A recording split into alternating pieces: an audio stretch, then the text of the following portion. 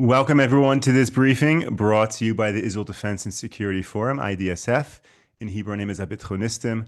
IDSF is a leading Israeli organization advocating for strong national security to defend Israel. Thank you to all of our viewers and supporters for tuning into this briefing so that we can really bring you behind the headlines what is happening in this war here in Israel. And throughout this briefings, we try our very best to cover a wide array of material to really analyze and look at all different facets in front of this war.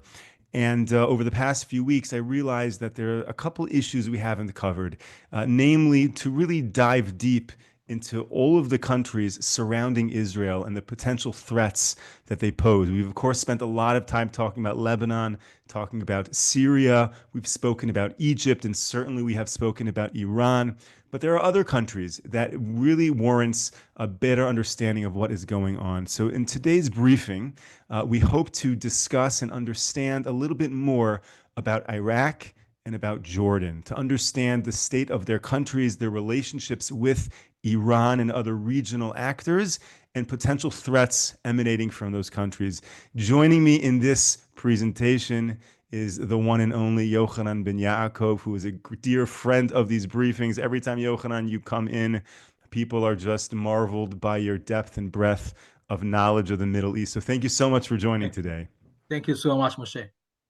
So I'll let you just dive in. What do you want to do? You want to start with Iraq, or do you want to start with Jordan? Yeah, I want to start with Iraq. Just let me Okay. have, I'm just going to brief a little bit about the background and history of the conflict and the relationship between Iraq and what happened with Iran, and then we can dive in and we can really talk about the conflict between Iraq and Israel throughout the years. But we will focus very much on the later period. And what happened is just very much right after the revolution in 1980, the Saddam Hussein, the president, the then president of Iraq, have decided to invade into Iran. And bloody, really bloody war had started between Iran and Iraq. Not on behalf of Iran, but somehow Saddam Hussein have realized that that they are in the verge of a weakness between the revolutions of the Shah and the period when the Shiites revolutionary people have taken over Iran, and then 8 years of a very bleeding war have erupted between Iran and Iraq. Iranians have lost about more than 1 million people, and Iraq have lost about almost 175, between 175 to 200,000 people. And then they went back to the same lines and they used to be before. They thought Saddam Hussein thought that he might have more areas that there are some oil rigs inside that he claimed that they belong to Iraq, but that did not work out, and they finally were given brokerage in intermediaries, nations actually, that they have separated war warning sides, and they got to the same lines as they used to be before 1980. However, right after that, I mean, toward the end of the 80s, somehow Saddam Hussein have invaded also Kuwait, if you do remember very well, and they have lit it up. He invaded the country, and then President Bush, the father, have invaded also Iraq in order to separate between Kuwait and other. Very much afraid that it might go to other Emirates in the Persian Gulf, and therefore he invaded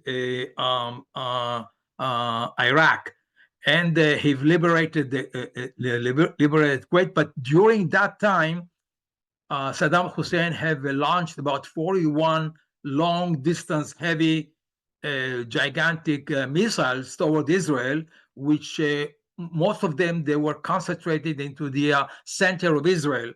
I'm talking about the area of Tel Aviv, Ramat Gan, the area where I used to live, and we didn't have any defense mechanisms or any air defense to control or somehow to conduct against the incoming missiles.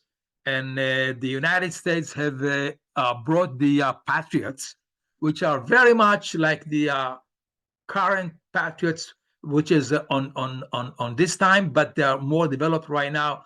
After about 35 years later, the current Patriots are much more effective. Nevertheless, they made so much noise, and the effectiveness of the Patriot was not as was expected. And I remember I was living in a 13th floor apartment, and the entire apartment and the building shook.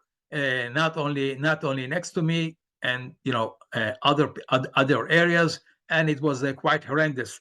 Nevertheless, it did not make that much damage.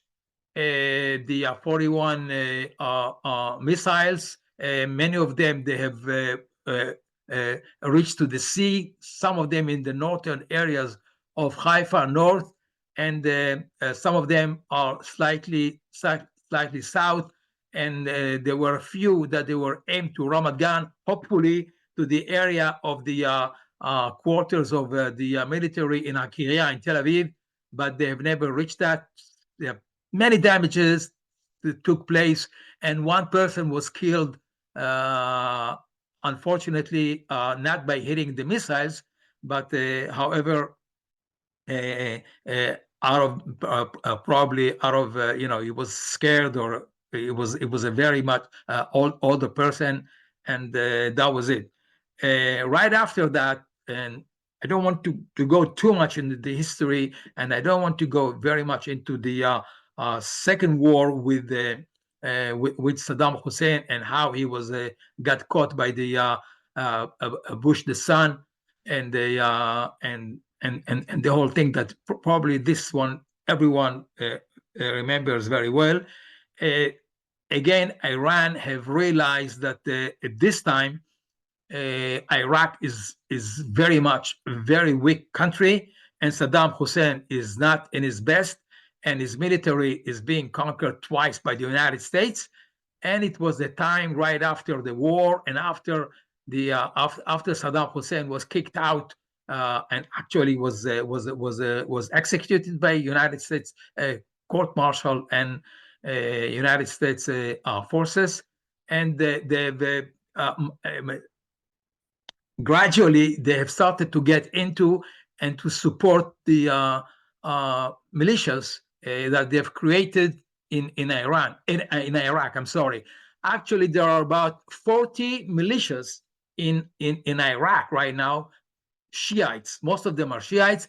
The largest ones are the Badrs and the Badr Brigade, and they've got a military force, and the other brigades also. But somehow this is the largest one. And I just want to go to one more issue right after this one, because it's very important.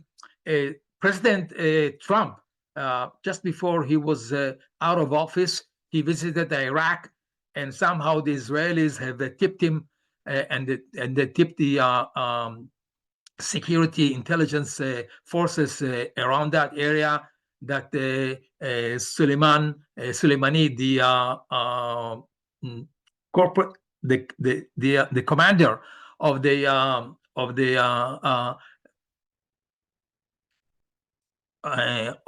Iranian Revolutionary Guards is in a very sensitive spot, and the Navy have sent a missile, and he was killed. I'm sure many of you remember that. It didn't take, it was about less than about 7 years ago, but Soleimani was eliminated by the United States forces. However, Iran have continued very much into enhancing its funding and arming the militias group inside Iran, and they've got really bigger and immensely larger, and then just a little bit backed up a little bit, the period of ISIS have broken into the war in Iraq, in Syria, and the Kurdish area.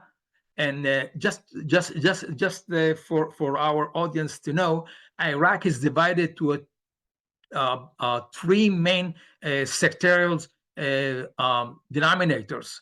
The leading one are the Shiites, and the second group are the Sunnis, and the third one, last one, are the Kurdish, which are up north. If you can bring the map of Iraq, I will show it a little bit. For bringing this one is Baghdad is right here in the very much in the middle, and then the south. This is the area where is Kuwait and the Emirates and the Bay of the Shatt al-Arab, and the and which is split between Iran and Iraq. This is Iran and this is Iraq, and it's like a triangle, which most of the peripheries are very much on the eastern side of Iraq, and up north, very much close to the Syrian, to the Turkish area. This is the area where the Kurdish people are located. Nevertheless, the Shiites have just received orders from Iran. I'm talking about the main factions of the Shiites in Iraq, and therefore they have waged a war against ISIS, but at the same time against the Sunnis and against the United States forces. And it was everyone were banging each other, the Americans against the Iraqis, and against the Shiites mainly, and against, of course, the ISIS forces. And it was like one big bang during these years for about few years until it was over. This is just the background about how the conflict in Iraq has evaded, and somehow it got into equilibrium, where after the Americans have left Iraq, there was some kind of an election. But anytime elections and freedom and democracy really doesn't work, because each faction wants to pull in to his own interest. Of course, the Shiites are the largest one, and they are receiving and still receiving orders from Iran, and have acted accordingly. And they are also in the parliament, not just a group outside of the political arena. They are inside the parliament, and they've got ministers, and they are trying to enforce their own agendas and narrative, of course, which is the Iranian narrative, into Iraq and into the region also. Regarding the what took place recently for the last year between Israel and Hamas, and of course the Hezbollah, Iran have ordered also, like the same thing that they've ordered the Houthis, they've ordered the militias in Iran to launch missiles and drones into Israel. Actually, the effectiveness of this group in Iraq was quite mild in relations to the Houthis, and of course the most massive one was by the Hezbollah. And but this time, thanks God, we have the IDF has all sorts of other air defense, which could have intercepted any missiles which launched from Iraq into Israel. Just to conclude a little bit, the factions, all the 40 militias groups, which are under the Badr top group, have decided and they've concluded together with with Latif, the president of Iraq, to stop launching any drones or any missiles anymore toward Israel. That is following a very strong, should I say, pressure from the United States presidency to Latif to hold his forces and the militias against Israel, because if they are not going to comply with this pressure, the Americans will do it. And this is something which the Iraqis, they don't want to see more bloodshed, that to see more American forces are coming into Iraq and enforcing such a threat. They have decided to stop it, and we are not expecting, at least, to see any more atrocities or any launches of missiles or drones coming from Iraq. We are experiencing, every day or so missiles coming from the Houthis, but the Israelis and the American forces are combating just about every few days the areas of Yemen. I don't want to go into this. I just want to concentrate into our discussions, and I think I've concluded the talk and the discussions about Iraq. If you have any questions, Moshe, Yeah, or let me anything that I ask you a missed? question. Let me Yes, ask you a please. question if I can. So we know, of course, Iran is supplying or was supplying Hezbollah, was supplying Hamas, and they have these illegal trade routes. And with the fall of the Assad government, they have now lost a partner in Syria, which kind of isolates Hezbollah in Lebanon, because Hezbollah in Lebanon was getting supplies from Iran through Syria. True, And now that true. Syria is no longer a partner with Hezbollah, Hezbollah is now isolated. But of course, between Iran and Syria is Iraq. And when we talk about Iran smuggling and supplying Hezbollah in Lebanon through Syria, it has to go through Iraq. So my Right. question is, will Iraq now become a bigger pawn in the game that Iran has in attacking Israel? Because now that Syria has fallen, Iran needs more regional allies. And, we know, for example, that in addition to smuggling weapons from Iran through Syria to Lebanon, Iraq is used as a corridor for smuggling all other kinds of things True. from Iran, where Yes. Iran has $1 billion worth of oil traveling through Iraq. So, Yeah. in terms of looking at Iraq in this war, in addition to the Iranian militias there, do you think that Iran is now going to try to leverage Iraq and to become a greater ally or a greater partner in the absence of Lebanon, Syria, and Gaza? Well, there are two factors right now are against Iran badly. First of all, the pressures of the United States on Iraq, on the Iraqi government, to not launch any missiles into Israel. And on the other hand, the Syrians are very much against any supply of Iranian weaponry to Lebanon or to Syria whatsoever. And this was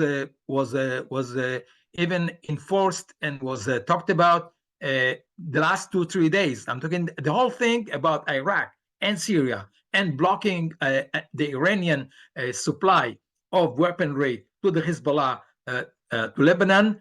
This route it's going to be terminated totally.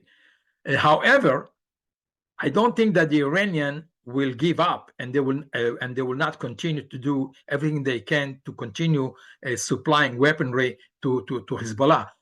This is what I've just read recently, that this is what they are going to do, is to send weaponry via the Mediterranean and to the ports of Beirut and Sidon to Lebanon. However, there is a very strong guard in the Mediterranean, and it's called the IDF Navy, and I don't think that will be able to take place, because the Israeli Navy, and with their boats, with their speedboats, and with their destroyers will not let any Iranian vessels coming into Lebanon. Not only that, the Israelis have got about 6 submarine dolphins, which are very massive and very, very, very scary in all aspects. They are going to defend any in any way they can, that no boats will be able to, first of all, to cross into the Red Sea. Right now, the Red Sea is blocked to any navigations from any country, from on any commodities crossing the Red Sea into the Mediterranean, and the Israeli forces will wait for them in the entrance of the Suez Canal, or somewhere more north, and that will be an extra careful area for the Israelis to make sure that the Iranian will not continue to smuggle any weaponry into Lebanon. That was a very good question, Moshe. Thank you. Okay, now I've shared another map, and we have just a thank you. few minutes left, but this is also a critical piece of the conversation because Israel shares a very large border with Jordan. Yes. And we've spoken a bunch in these briefings about the vulnerabilities of the Jordanian border. And I just want to note for all of our viewers who are watching this briefing and looking at this map I've now showed, please don't take the solid red lines of an indication of international borders. No. Most notably, not the left one. exactly. Most notably for Judea and Samaria, maybe we shouldn't be using this specific map, but let's not view these red lines as international borders. They're just lines helping us see things within Israel and within Jordan.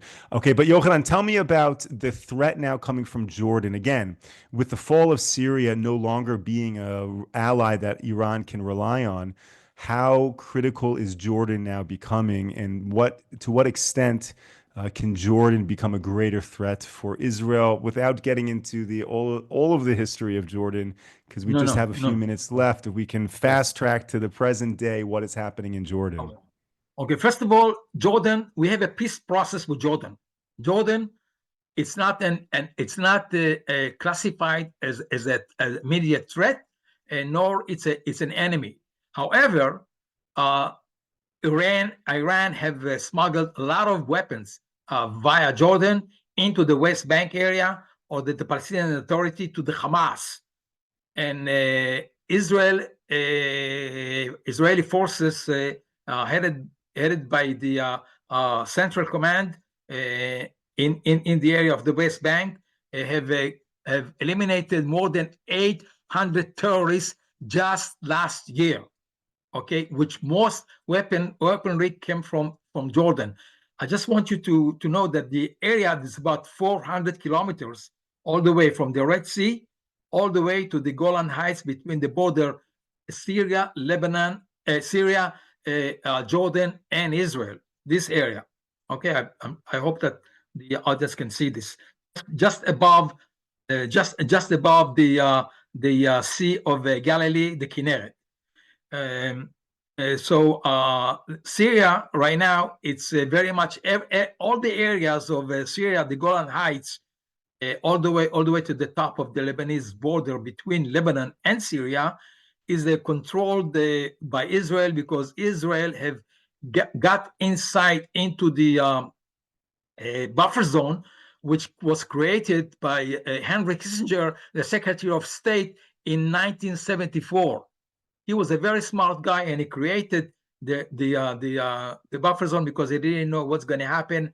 Golda Meir have replied to him favorably, but then right now it's highly needed, and the Israelis are inside. But let's go a little bit south, and there is like a natural border between Israel and Jordan until the Dead Sea. It's about 150 kilometers. But still, people can get weaponry close across the river, the Jordan River. But the worst one is the area which is about 250 kilometers from the Red Sea all the way to the Dead Sea, which is an open area, and it's not always fenced, and we don't have cameras, and we don't have any cross fences that they can block for the time being any smuggling into Israel. And I think this is our weakest point, and I think that the government of Israel are going to invest into enhancing the border in between Jordan and Israel. The kingdomship, actually, I should say, the monarchy in Jordan is not very strong one. It's very weak, I should say, and also they've got a very light army, and therefore the Muslim Brotherhood, which are the party which are opposing the monarchy, and then they are in the parliament. Not to mention that there are about 70% or between 60 to 70% of the populations of Jordan, they are Palestinians. Not only that, the Muslim Brotherhood are receiving funds, of course, from Iran. The same thing, the Palestinians are receiving funds from Iran. Therefore, we have to be extra careful regarding any changes, any political changes, or any threats might take place in Jordan. Although we do have a peace treaty between us and this country. There is one more factor I should remind here right now, is that the Rabin government at the time, and was enhanced also with the Sharon Prime Minister, have promised to provide every year 50 million metric cube of water from the Sea of Galilee to Jordan. And this is being conducted every year. It's free. However, it was not enough, and they've asked for additional 50 million cubic meters of water, and they are paying for it. So they are although the relations are not very, very strong, however, they are dependent on us also, Moshe. I'd like Yochanan, to thank you so much. Thank you so much for that review. It's very helpful, and it really is good every now and then just to look at these maps and understand the geography of the Middle East. We often take it for granted that everyone knows where every country is, but to go through it to understand the threats facing Israel is so critical. So thank you so much Thank for you so much, joining Moshe. this briefing and sharing your knowledge with us Thank you on so these much. I just issues. would like to wish all our Jewish viewers a happy Hanukkah, and those that they are not Jews and they are with us, okay, then Merry Christmas also. Amazing. Well said. Thank you so much. Thank you Thank to all of our viewers. Thank you to all of our supporters. We will be back with you tomorrow, 10 a.m. Eastern Time, 5 p.m. here in Israel. Until then, stay safe, stay strong. Take care, everyone.